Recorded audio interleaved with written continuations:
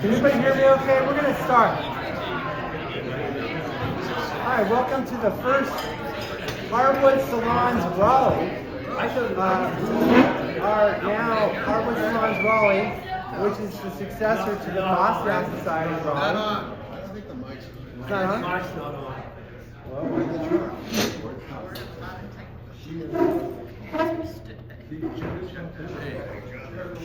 It's that simple. Hello? No? It's on, but very quiet. I think it needs a volume. Now? You hear me now? Yeah, better. Okay, sort of, right? Hello? Is that better? Okay. We are now the Hardwood Salons Raleigh, which is affiliated with the American Institute of Economic Research, just like the Basquiat Society was. We changed over from Basquiat Society to Hardwood Salons, basically because Hardwood was the guy who started AIER, and with many organizations all over the world and the United States that had the Basquiat name, some of them weren't doing so well, but we have been doing great. And in fact, we're doing so well, we need to roll out some more tables. And so they are fully behind us, largely because of you. I want to thank you so much for coming. And I'm sorry we don't have any more of the Southwest egg rolls for you. I'll try to make that priority. We did get a bunch of different things from Hardwood. We have the economic review, we have some notepads, and little booklets, journals, and pens. Please partake, enjoy that. You can find out all you want about Hardwood and AIER online.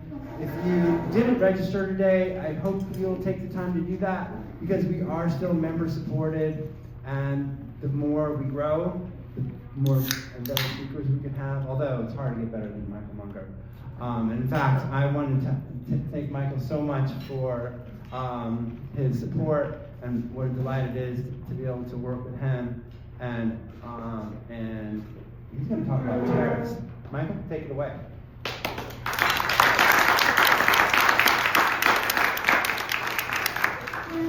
Well, thanks so much. The presentation that I'm going to give tonight will come to be 5 myths about tariffs. I find that it's useful to start out with the too long didn't read version of it, so you have some idea where we're going. I want to start out by saying that since the beginning of time, all increases of wealth have been the product of division of labor. Division of labor is a description that Adam Smith gives about the process by which people specialize and then exchange.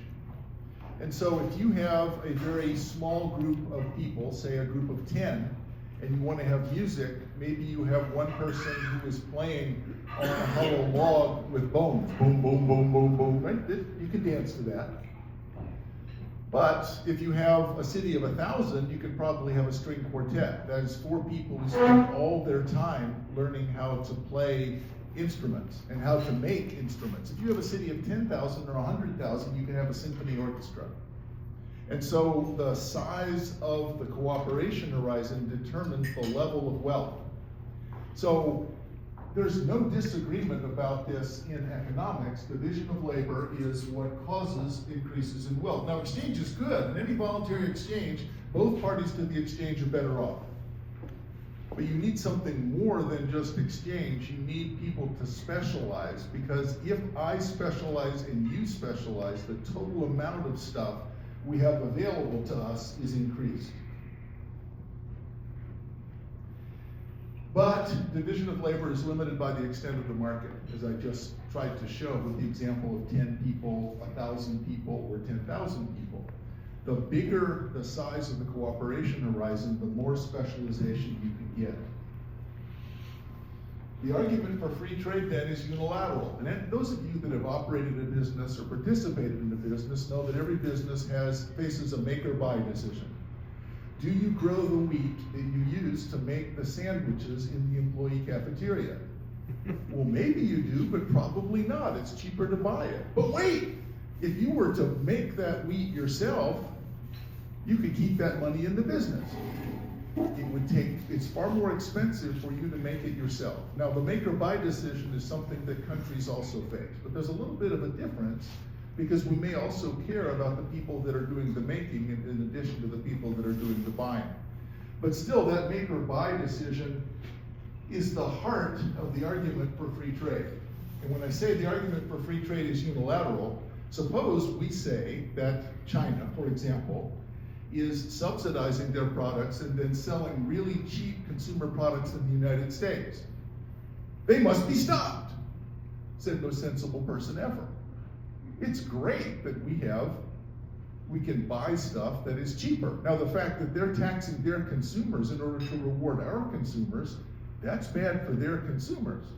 But the argument for free trade is unilateral. We don't have to say they must cut their trade barriers. It's unilaterally beneficial to us to cut our trade barriers.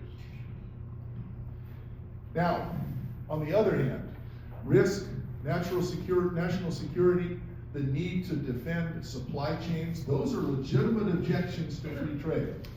So we may need to worry about those things, and that's an important caveat. But the cost of those things in terms of prosperity is substantial. And here's one of the things that I'm going to emphasize a number of times. The cost per job saved is 3 or 4 times the value of the wage received by the person who is working in that job. So it may be true that trade protection tariffs create jobs, but they do it at a cost to consumers that's an integer multiple of the amount that for the job that we're saving. So a worker making socks makes $40,000, $50,000 a year. It costs American consumers $200,000 in order to pay that person $50,000. Do we actually want to do that? He said. This mic apparently was not made in the United States. And the lagniappe is spoons. We're going to come back to the spoons. Is anybody from Louisiana knows what a lagniappe is? Usually the question that we ask is, who dat done beat the Saints this month? Since the Saints always lose. Well, a lagniappe is a little bit of an extra thing that you get during Mardi Gras. So the story of the spoons is going to be a little bit of an extra thing. I have a couple of background graphs to show. It takes a minute to figure this out, and it's far enough back that y'all may not be able to see it very well. But we start here in 1820, and the red is the number of people living in extreme poverty, the equivalent of less than $2 per day. The green is the number of people living not in poverty, making more than that. Now notice that in 1820, almost everybody lived in poverty. Notice there's been a gigantic increase in the number of people living in the world here, but the absolute number of people in poverty is falling. Not the proportion, the absolute number of people falling in poverty has fallen. So a few of the dates there that are marked, the beginning of the USSR, well, no, still have increases in poverty. What seems to be the change is when the so-called Asian tigers embraced capitalism and China embraced capitalism and started participating in the international trade system. At that point, we see a gigantic decrease in the number of people living in poverty. So at the same time we see a big increase in population, we see a giant decrease in poverty. Now I asked my students, I'm a professor at Duke, we all have dark secrets, don't hate me. I asked my students, how many people do you think in the US as a percentage work in a job that pays minimum wage? And they'll say 20%, 30%. The answer is 1.5. 1.5% of workers work at a minimum wage job. Now suppose you have a minimum wage job in the United States. Where does that put you in the world income distribution?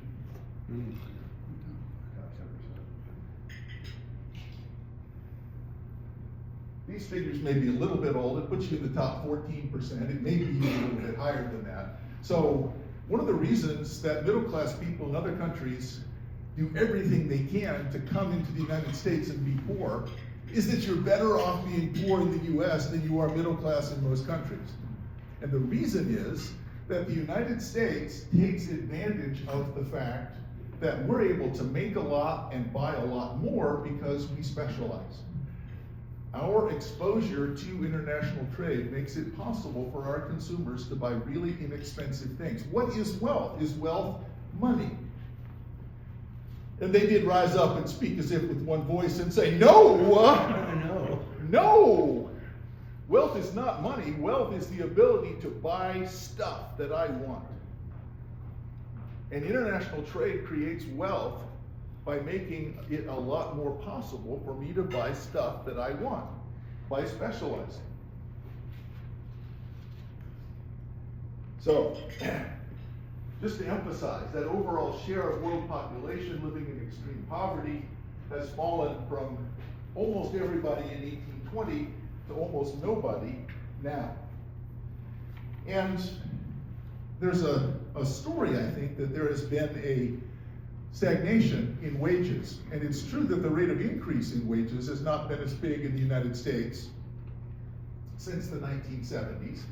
If you look at that graph, wages are pretty stagnant between about 1972 and about 1994. But since then, wages in manufacturing have gone steadily up.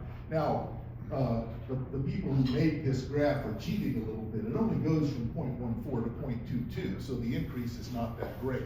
The vertical axis is exaggerated. But it's still true that there has been an upward trend in manufacturing wages in the United States.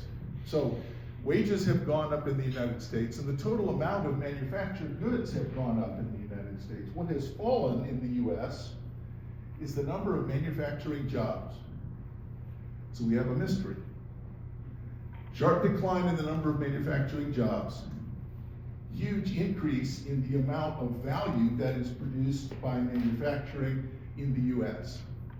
Well, I'm going to come back to that, but remember, spoons. I wanted to talk about an example.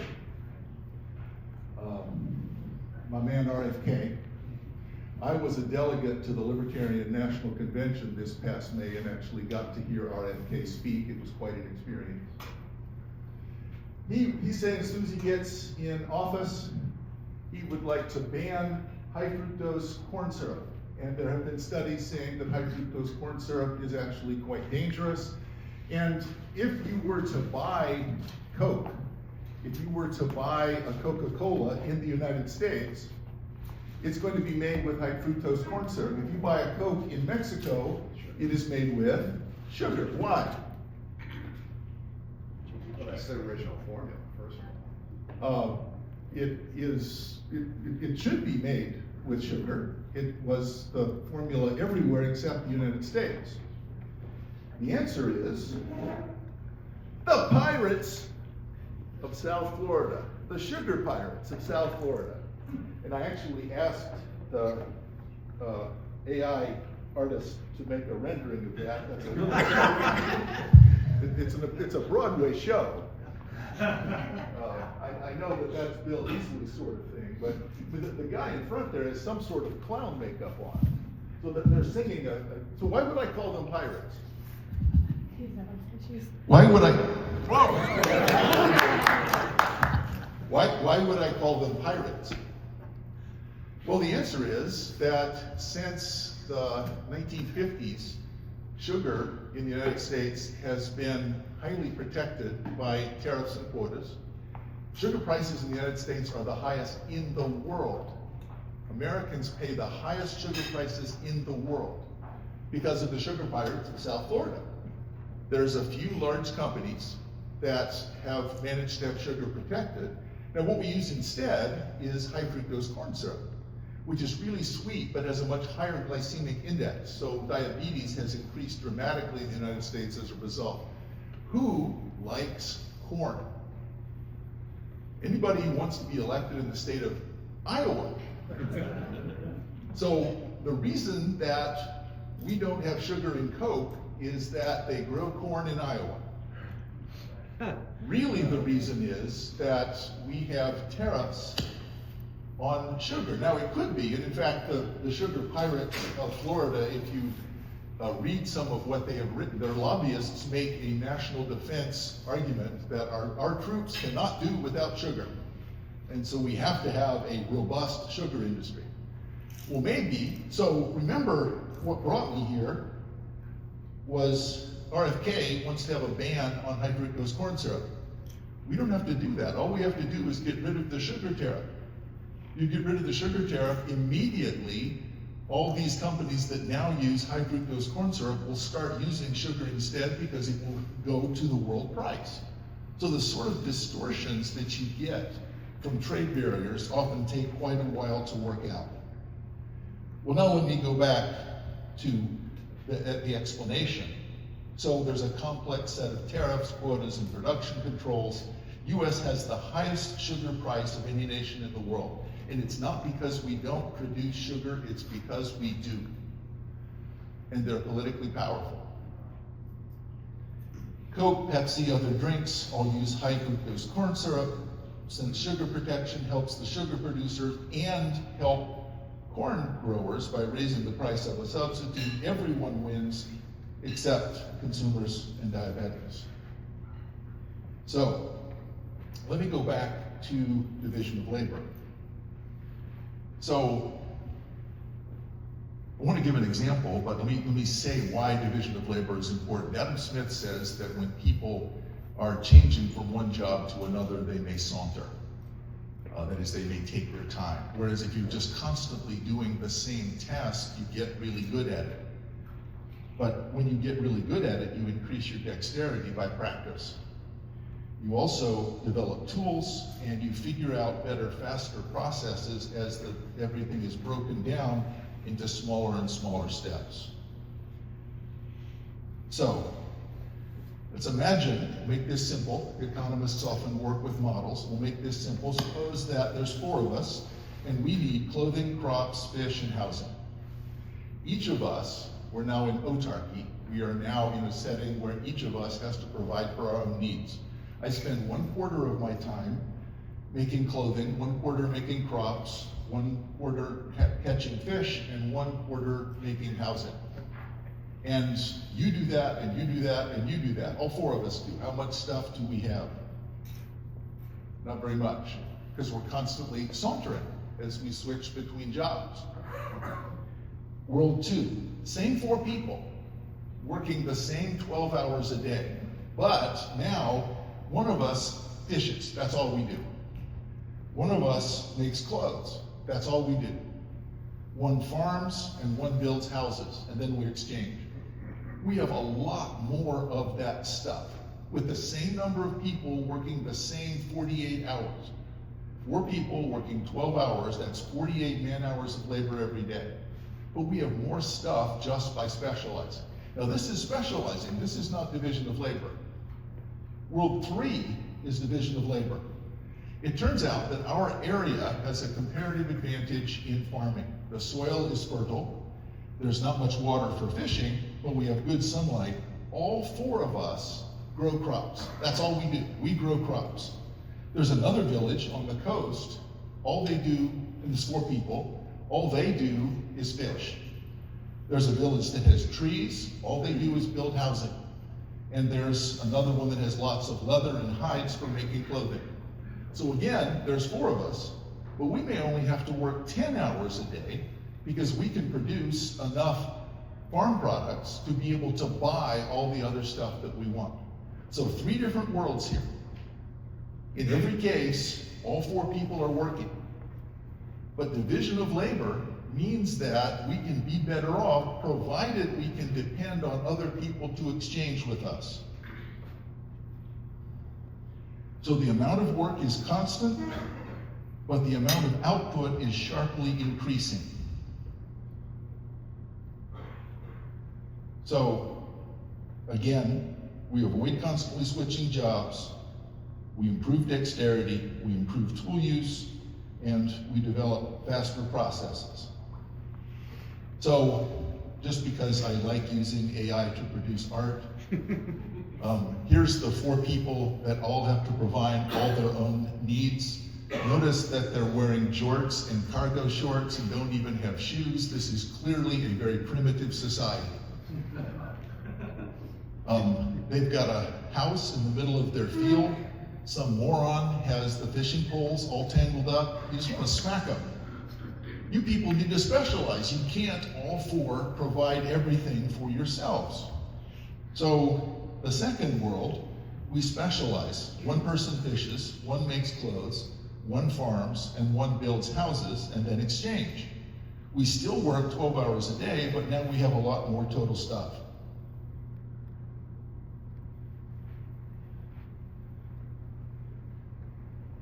Or the 4 of us can just specialize. These are some big zucchinis. I didn't ask for the zucchinis to be that big. I don't know what the AI is doing. But the 4 of us work on this, and we have so many zucchinis, we can use it to buy all of the other things that we need. Now, notice that what that does is create a kind of dependence. And one of the things that it does is makes war much more expensive. We actually depend on other people, and it makes war much more difficult because it means we're going to give up a lot if we fight with our trading partners. So these 4 villages now have connections that they didn't have before, whereas before they might have been competitors, now they're cooperating.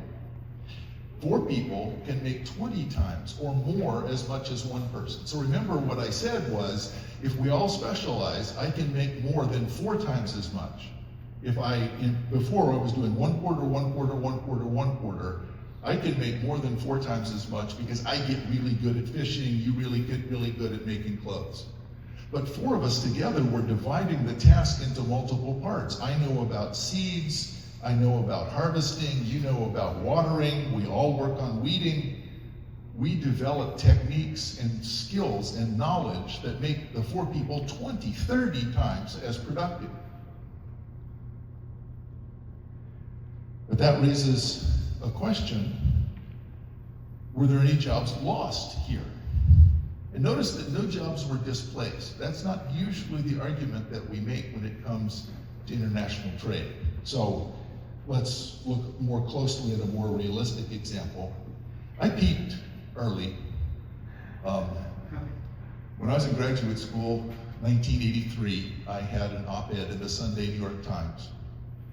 And I'm pretty sure, and this is when people read newspapers. You young people, you're not going to believe this, but it used to be that there was a thing called newspaper, and it was on, I'm going to say it was on paper. And it would be delivered to your house and people would read it. They didn't have phones. They would read these papers. So this was July 19th on a Sunday, probably 80 or 90 people at least, 90 million people at least looked at this op-ed, which is clearly far more than have read all the things that I've ever written combined.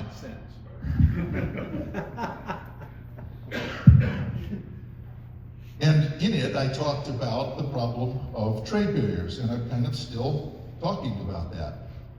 Now, Donald Trump has said tariffs are 2 things. Number 1 is it's protection for the companies we have here, and new companies are going to move in because we're going to have thousands of companies coming into the country. We get jobs and higher wages for workers. We get profits for domestic companies. We get tax revenue that's paid by foreigners, and it protects domestic industries vital for national defense and emergencies. All of those things are probably true. There is something that it leaves out, and that is the far more expensive products for consumers, which, except for the last category, dwarfs all the others. This is a really expensive way to create jobs. This is a really expensive way to create tax revenue. It may very well protect industries for national defense. That's fine. That's a separate question. That's not cooperation. That's something else. So, you've been waiting all this time. You've been patient. It's time for the spoons. So this story, I actually tracked down the source of the story. It's often told about Milton Friedman. But, well, I published a piece in AIER Daily Economy 2 weeks ago, so I refer you to that. If you just look for Munger and spoons, you'll find it. The story is that Milton Friedman was traveling to China after he had won the Nobel Prize, and they were showing him this building project. We're building a dam. And there are hundreds of men with shovels. And Milton Friedman said, well, you're building a dam. That seems crazy. Why aren't you using bulldozers? It would be a lot faster and more productive if you were using mechanized equipment. And the host said, oh, you have to understand. We're trying to create jobs. And Milton Friedman said, well, I misunderstood. If you're trying to create jobs, give them spoons. But those shovels are way too productive. The spoons, now that would create some damn jobs. Now, again, I had the AI draw this. I let them have big spoons. So the little spoons just seem too silly, but at least these are big spoons. So let's think about that. We've got 100 guys with shovels.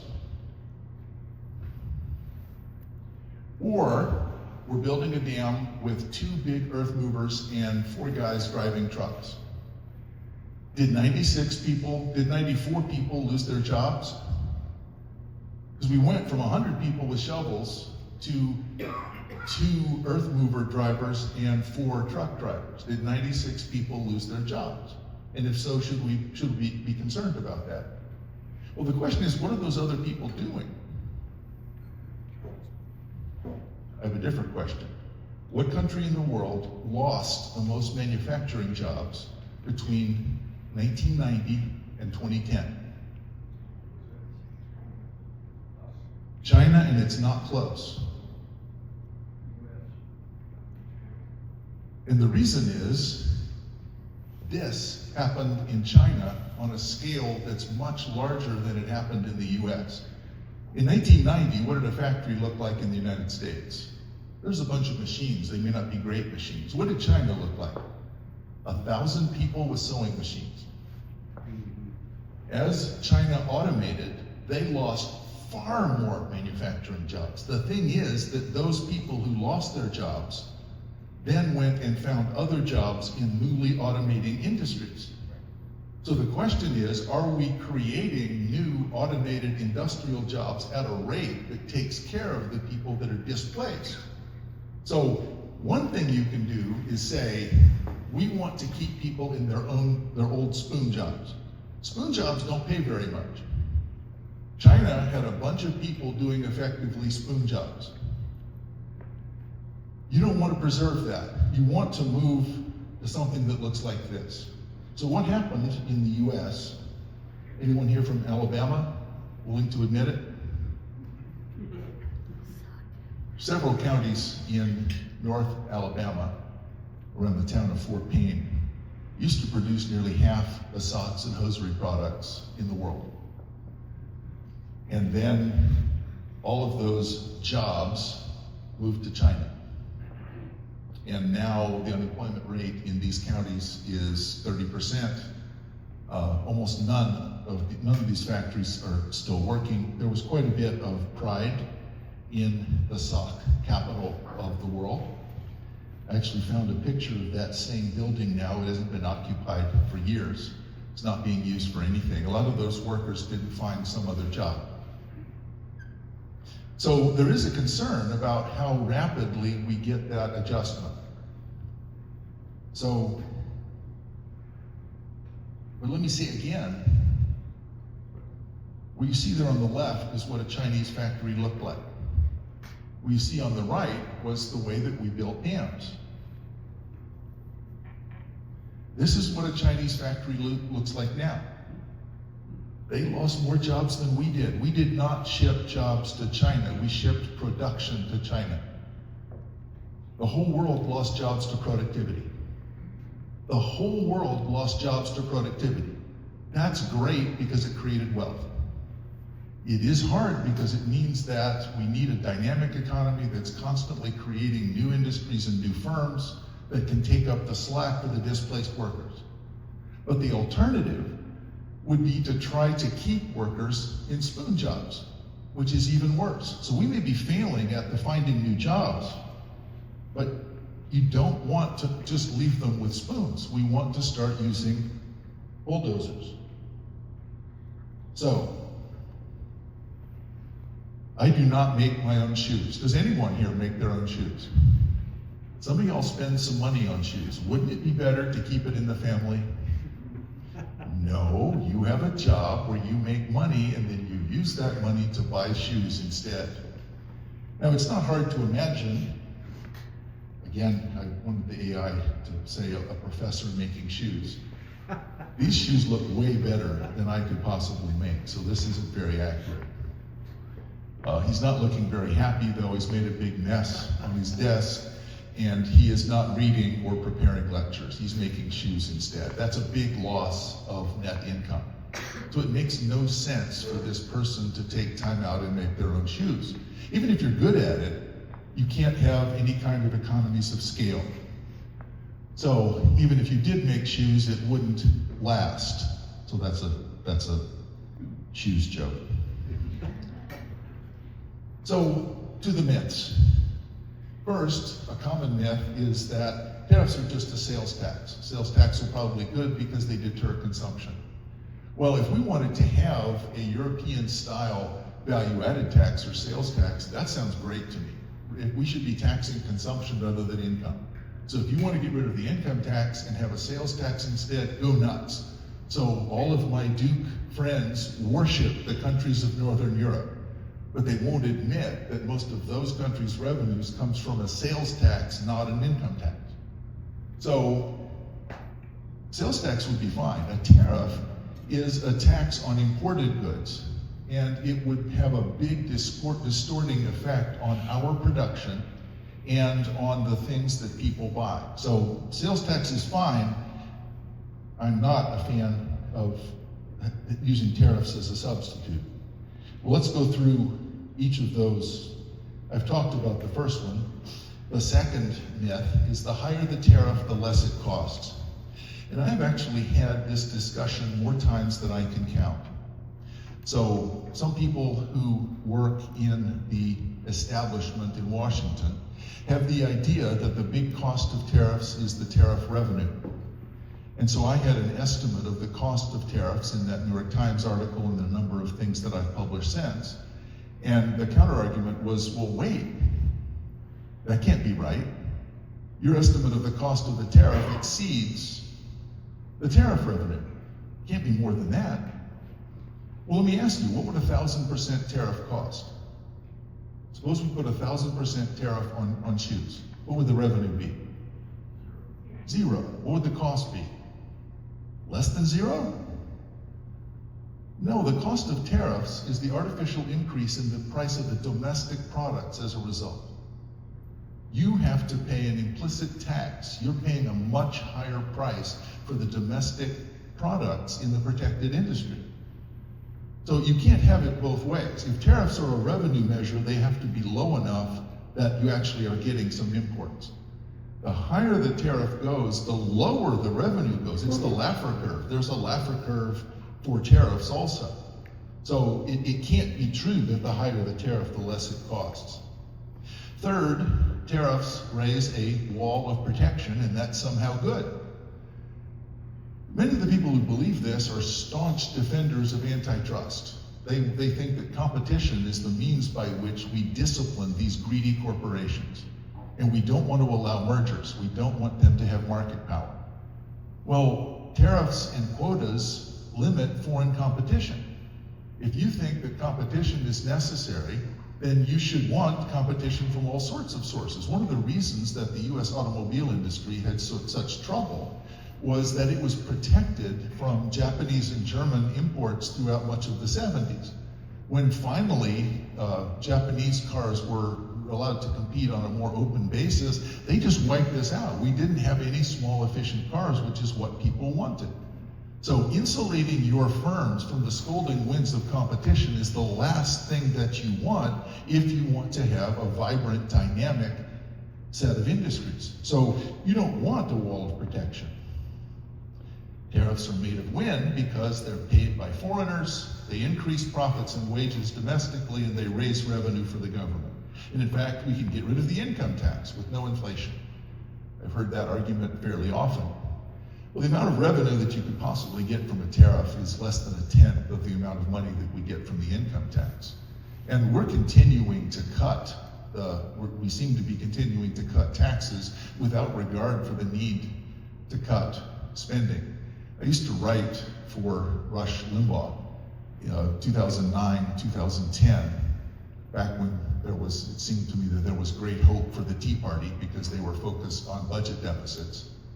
And I got him to say, I got Rush a couple times to say on the air, U.S. fiscal policy is daft, D-A-F-T. Deficits are future taxes. Deficits are future taxes. We're gonna have to pay that. So if you cut taxes but don't cut spending, that's a tax increase. It's just a tax increase on future generations. And being an old person myself, I want to thank all of you young people. I'm about to start filing for Social Security. All of the money I paid into Social Security is gone. It's going to be taken from you at gunpoint for the rest of your lives, so thanks very much. I will be living in luxury as a result of that. So the idea that we should be cutting taxes doesn't make any sense to me. What we need to be doing is cutting spending. So the idea that, well, we'll only be financed by tariffs and that will be in effect a tax cut is probably a mistake unless we cut spending.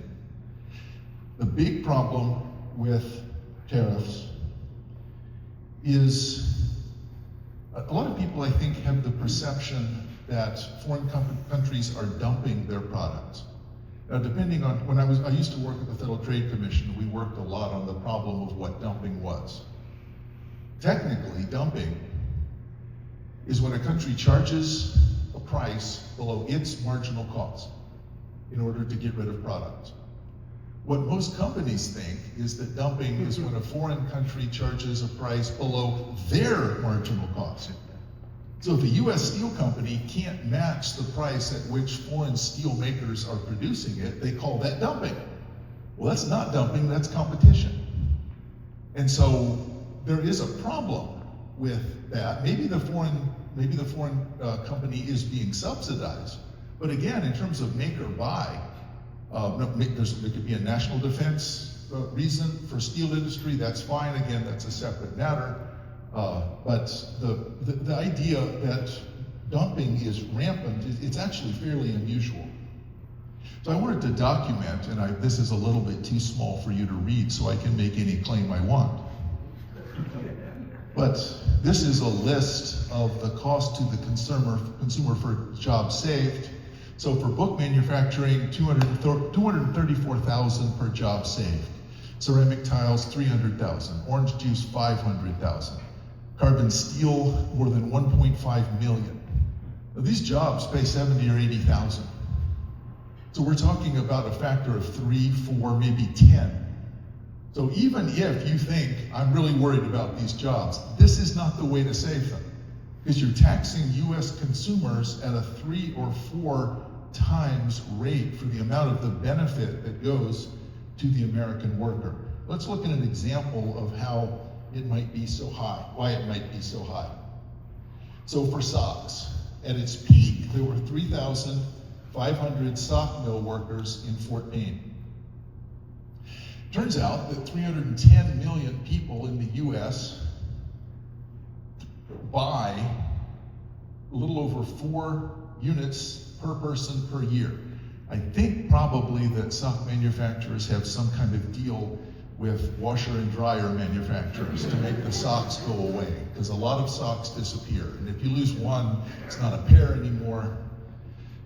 So that means that producing socks domestically would raise prices from 90 cents to $1.50, or an increase of about 60 cents per pair of socks.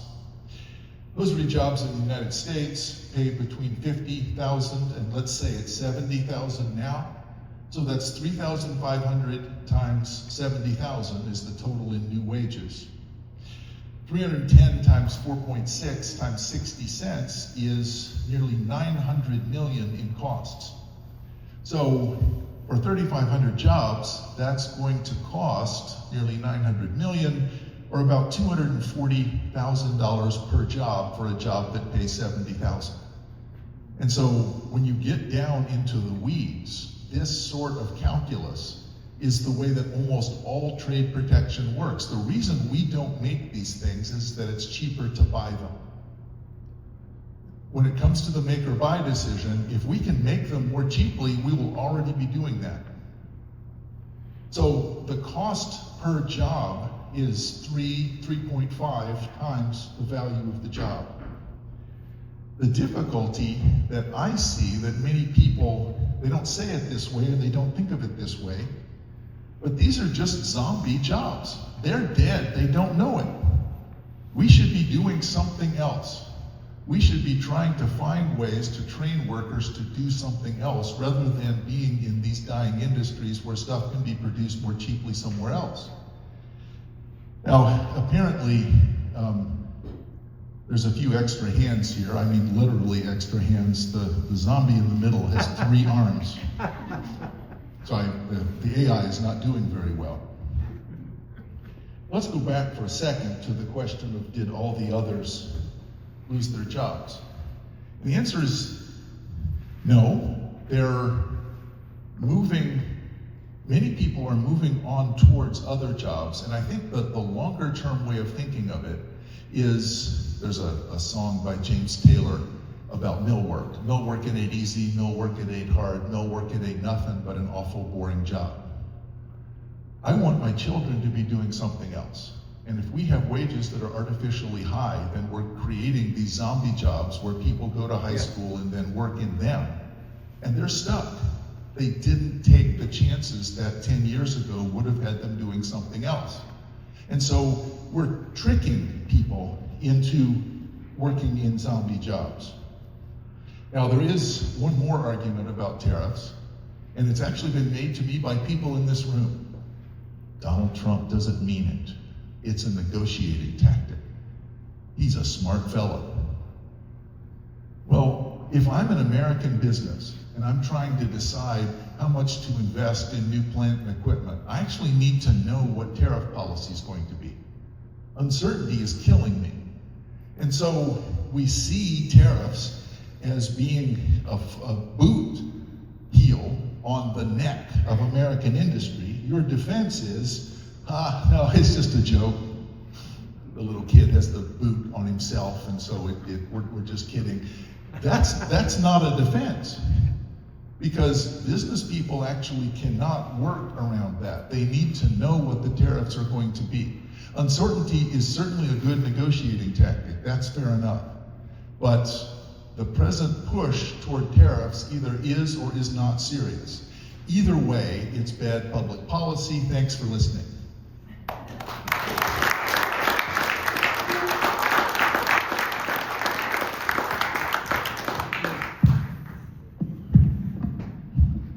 Thank you very much. Elucidating a difficult topic that has come up a lot. And I will never look at a spoon, a big spoon, in the same way.